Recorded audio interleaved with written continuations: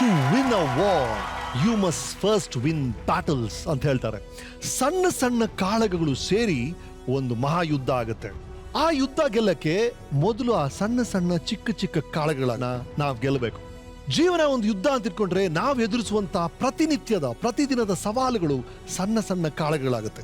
ಆ ಕಾಳಗಗಳನ್ನ ನಾವು 100% ಎಫರ್ಟ್ ಹಾಕಿ ಫೇಸ್ ಮಾಡಿದ್ರೆ ಗೆಲುವಿನ ಮೆಟ್ಟಲನ್ನ ಹತ್ತಬಹುದು, ಕನಸಿನ ಅರಣ್ಮನೆಗೆ ರಾಜರಾಗಬಹುದು, ಈ ವಾಲ್ ಆಫ್ ಫೇಮ್ ಅಲ್ಲಿ ಜಾಗ ಪಡಿಬಹುದು. ಇವತ್ತಿನ ನಮ್ಮ ಸಾಧಕರು ಹೀಗೆ ಇವರಿಗೆ ಎದುರಾದ ಎಲ್ಲಾ ಸವಾಲನ್ನು ಎದುರಿಸಿ ಯಶಸ್ಸನ್ನ ಪಡೆದು ಸಾಧನೆಯ ಗದ್ದಿಗೆ ಏರಿದ action hero.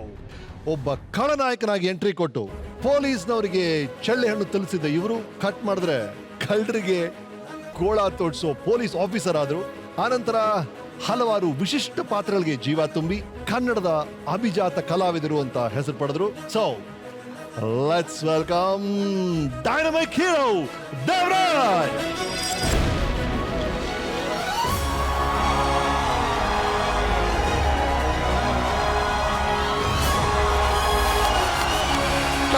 Thank you.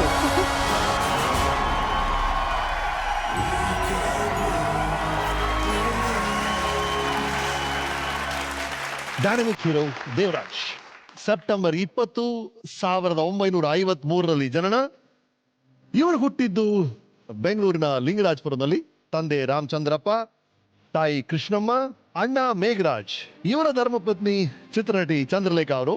Dynamic prince Prajwal ಇವರ ಮೊದಲನೇ ಮಗ. ಇವರ ಎರಡನೇ ಮಗ ಪ್ರಣಮ್. ಪ್ರತಿಷ್ಠಿತ HMT ಕಂಪನಿಯಲ್ಲಿ ಉದ್ಯೋಗಿಯಾಗಿದ್ರು. ನಂತರ ರಂಗಭೂಮಿ ಪ್ರವೇಶ, ಬಿ ಜಯಶ್ರೀ ಅವರ ಸ್ಪಂದನ ತಂಡದಲ್ಲಿ ಮತ್ತು ಶಂಕರ್ ನಾಗ್ ಅವರ ಸಂಕೇತ್ ತಂಡದಲ್ಲಿ ರಂಗಭೂಮಿಯ ಒಡನಾಟ. ಮೊದಲು ವಿಲ್ಲನ್ ಆಗಿ, ಸೈಕೋ ವಿಲ್ಲನ್ ಆಗಿ ತಮ್ಮ ಕೆರಿಯರ್ನ ಶುರು ಮಾಡಿದಂಥವ್ರು ದೇವರಾಜ್ ಅವರು. ನಂತರ ಪೊಲೀಸ್ ಆಫೀಸರ್ ಅಂದ್ರೆ ಹೀಗಿರ್ಬೇಕು ಅಂತ ನಮಗೆ ತೋರಿಸ್ಕೊಟ್ಟವರು. ಆಕ್ಷನ್ ಹೀರೋ, ಫ್ಯಾಮಿಲಿ ಹೀರೋ, ಹೀಗೆ ಅನೇಕ ವೈವಿಧ್ಯ ಪಾತ್ರಗಳಲ್ಲಿ ಕನ್ನಡ, ತಮಿಳು, ತೆಲುಗು ಭಾಷೆಗಳಲ್ಲಿ 200ಕ್ಕೂ ಹೆಚ್ಚಿನ ಚಿತ್ರಗಳಲ್ಲಿ ಅಭಿನಯಿಸಿದ್ದಾರೆ. ಇವರು ನಟನೆಗೆ ಕರ್ನಾಟಕ ರಾಜ್ಯ ಚಲನಚಿತ್ರ ಪ್ರಶಸ್ತಿ, ತೆಲುಗು ಚಿತ್ರರಂಗದ ಪ್ರತಿಷ್ಠಿತ ನಂದಿ ಪ್ರಶಸ್ತಿ, ಹೀಗೆ 10 ಪುರಸ್ಕಾರಗಳು ಇವ್ರನ್ನ ಆರಿಸ್ಕೊಂಡ್ ಬಂದಿದೆ. ಇದು ನಮ್ಮೆಲ್ಲರಿಗೂ ಗೊತ್ತಿರುವಂತ ವಿಷಯ ದೇವರಾಜ್ ಅವ್ರ ಬಗ್ಗೆ. ಇನ್ನು ದೇವರಾಜ್ ಜೀವನದ ಬಗ್ಗೆ ಇನ್ಸ್ಪೈರಿಂಗ್, ಇಂಟ್ರೆಸ್ಟಿಂಗ್ ಸಂಗತಿಗಳಿದೆ. ಅದನ್ನೆಲ್ಲ ಹಂಚ್ಕೊಳ್ತೀವಿ ಈ ವೀಕೆಂಡ್ ಅಲ್ಲಿ. So this weekend is with dynamic hero Devaraj. Okay, ನಿಮ್ಮ ಲೈಫ್ ಬಗ್ಗೆ ರಿಸರ್ಚ್ ಮಾಡಕ್ ಶುರು ಮಾಡಿದ್ದು ದೇವರಾಜ್ ಅವರೇ. ಇಡೀ ಇಂಡಸ್ಟ್ರಿ ಅವರು ನೀವು ಒಂದು ಸರ್ಟಿಫಿಕೇಟ್ ಕೊಟ್ಟಿದ್ದಾರೆ ಸರ್. ಇದನ್ನ ಮೊದಲು ದೇವರಾಜ್ ತಲುಪಿಸ್ಬಿಡಿ ಅಂದ್ರು, ನಾನು ತಲುಪ್ಸಕ್ ಬಂದಿದ್ದೀನಿ. ಸರ್ಟಿಫಿಕೇಟ್ ರೆಡಿ ಇದೆ. ಸೊ ಲೈಫ್ನ ಸಿನಿಮಾ ಶುರು ಮಾಡಕ್ ಮುಂಚೆ ಇಂಡಸ್ಟ್ರಿ ಅವರೆಲ್ಲ ಸೇರಿ ದೇವರಾಜ್ ಅವರು ಕೊಟ್ಟಿರುವಂತ ಸರ್ಟಿಫಿಕೇಟ್ ಬಂದಿದೆ. ದಯವಿಟ್ಟು ಸ್ವೀಕರಿಸ್ಬೇಕು ನೀವು.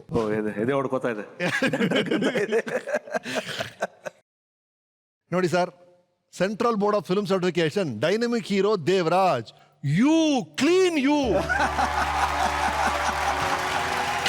ಸರ್. ನೋಡಿ ಸರ್, ಒಂದು ಸಣ್ಣ ಕಟ್ಟು ಕೂಡ ಇಲ್ಲ ಸರ್. ಆನ್ ಸ್ಕ್ರೀನ್ ಅಲ್ಲಿ ಎ ಸರ್ಟಿಫಿಕೇಟ್ ಫಿಲ್ಮ್ಸ್ ಎಲ್ಲ ಮಾಡಿದ್ರು ಕೂಡ ಲೈಫ್ ಅಲ್ಲಿ ಕ್ಲೀನ್ ಯು ಅಂತ ಎಲ್ಲರೂ ಸೇರಿ ಸರ್ಟಿಫಿಕೇಟ್ ಕೊಟ್ಟಿದ್ದಾರೆ ಸರ್ ನಿಮಗೆ.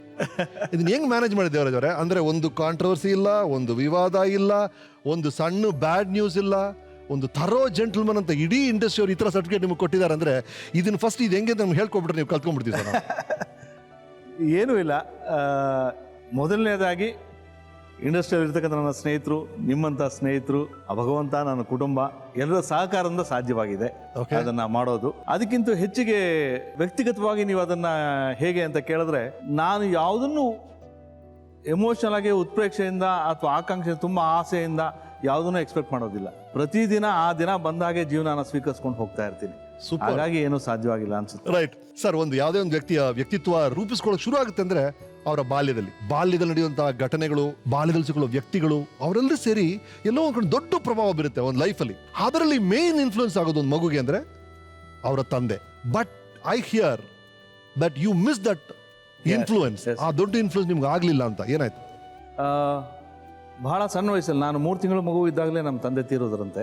ನಮ್ಮ ತಾಯಿ ಹೇಳಿ ಗೊತ್ತಾಯ್ತು, ಅವ್ರಿಗೆ ಮಲೇರಿಯಾ ಬಂದು ತೀರೋದ್ರಂತ. ಅವರು ITC ಫ್ಯಾಕ್ಟ್ರಿಯಲ್ಲಿ was working in the welfare department. So ನನಗೆ ಭಗವಂತ ಆ ಭಾಗ್ಯ ಕೊಡಲಿಲ್ಲ. ನನ್ನ ತಾಯೇ ನನಗೆ ಎಲ್ಲಾನೂ ಆಗಿದ್ರು. ತಾಯಿ ತಂದೆ ಎರಡೂ ಪಾಲಿಸಿದ್ರು ಅವರು. Whatever I am today, the whole credit goes to our your mother. Mother. ನಾನು ಜನ್ಮ ಕೊಟ್ಟಿದ್ದರಿಂದ ಹಿಡಿದು ಇವತ್ತು ನೀವೇನು ನನಗೆ ಯು ಸರ್ಟಿಫಿಕೇಟ್ ಕೊಟ್ಟಿದ್ರೆ ಎಲ್ಲನೂ ನನ್ನ ತಾಯಿಗೆ ಸೇರ್ಬೇಕಾದ್ದು. So nice. ರೈಟ್, ನಿಮ್ಮಮ್ಮ ನಿಮ್ಮ ಬಗ್ಗೆ ಏನು ಹೇಳಿದ್ದಾರೆ ನಮ್ಮ ವೀಕೆಂಡ್ ಟೆಂಟಲ್ಲಿ ನೋಡಿ? ಅಯ್ಯೋ, ಮಾತಾಡಿದಾರ? ದೇವರಾಜ ಅಂದರೆ ದೇವರಂತ ಮಗ ಅದು.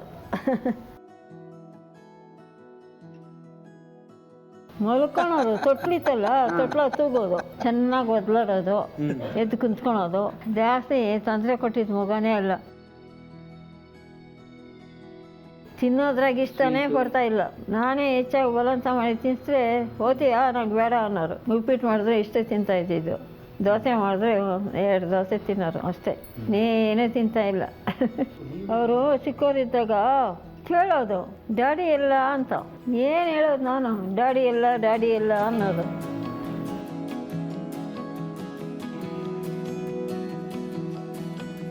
ಅವ್ರ ತಂದೆ ಚೆನ್ನಾಗೇ ಇದ್ದರು. ಜ್ವರ ಬಂದ್ಬಿಡ್ತು, ಹೆಚ್ಚು ಕಮ್ಮಿ ಆಗೋಯ್ತು. ಹಾಸ್ಪಿಟ್ಲ್ಗೆ ಹೋಗಿ ಬಂದು ಮನೆಗೆ ಅಷ್ಟು ದಿವಸ ಇದ್ದರು, ಆಮೇಲೆ ತೀರ್ಕೊಂಡ್ರು. ಏನು ಮಾಡೋದು, ಹಂಗಾಗೋಯ್ತು.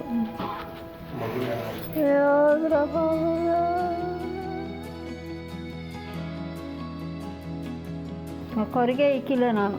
ಮಗನೇ ಆ ಕೊರಗೆಲ್ಲ ಬೀಳ್ಬೇಡ್ರಿ, ಆರಾಮಾಗಿರ್ರಿ. ಅವ್ರು ಹೋದ್ರು, ನಾನು ಹಣೆ ಬರೋ ಇಷ್ಟೇ, ಮಕ್ಕಳನ್ನ ಚೆನ್ನಾಗಿ ನೋಡವ ಅನ್ನೋದು ನೋಡ್ಕೊಳೋದು. ಅಮ್ಮ ಹಿಂಗೆ ಮಾಡಿದೆ ಹಂಗೆ ಮಾಡಿದೆ ಅಂತೆಲ್ಲ ಬಂದು ಹೇಳೋದು. ಒಂದು ಜೋರಾಗಿ ಮಾತಾಡೋದಾಗಲಿ ಗಲಾಟೆ ಮಾಡೋದಾಗಲಿ ಏನೂ ಇಲ್ಲ ನಮ್ಮ ದೇವಕ್ಕೆ. ಅಷ್ಟೇ ನಿಧಾನ, ಅಷ್ಟೇ ಶಾಂತಿ, ಅಷ್ಟೇ ಇದು. ದೇವರಾಜು 100 ವರ್ಷ ಪಿಕ್ಚರ್ಗಳು ಚೆನ್ನಾಗಿ ಮಡಗು. ದೇವ್ರು ನೀನು ಚೆನ್ನಾಗಿ ಮಡಗಲಿ. ನೀನು 100 ವರ್ಷ ಸುಖವಾಗಿರು ಮಗನೇ.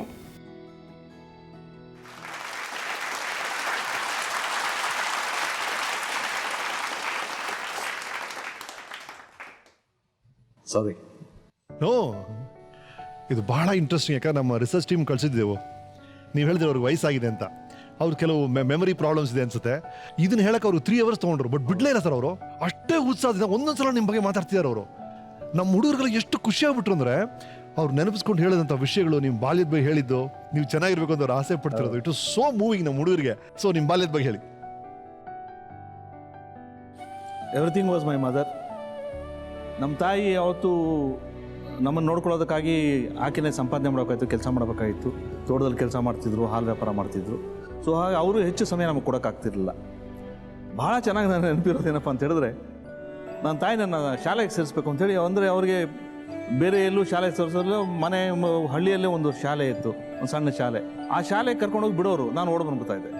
ಅದು ಬಹುಶಃ ಅಲ್ಲಿ ನಮ್ಮ ಊರಲ್ಲಿ ಇನ್ನೊಬ್ರು ಸಿದ್ದರಾಮಯ್ಯ ಅಂತಿದ್ರು, ಅವ್ರ ಮಕ್ಕಳೆಲ್ಲ ಕಾನ್ವೆಂಟ್ಗೆ ಹೋಗ್ತಾ ಇದ್ರು, ಸರಿ, ಯೂನಿಫಾರ್ಮ್ ಹಾಕೊಂಡು. ಸೊ ಆ ಕಲರ್ಫುಲ್ ಡ್ರೆಸ್ಸಸ್ ಅದೆಲ್ಲ ನೋಡಿದಾಗ ಮಕ್ಕಳಿಗೆ ಒಂದು ಇದಿರುತ್ತಲ್ಲ, ಬಹುಶಃ ಅದು ಅಟ್ರಾಕ್ಟ್ ಮಾಡೋದು ನಂಗೆ ಅನ್ಸುತ್ತೆ.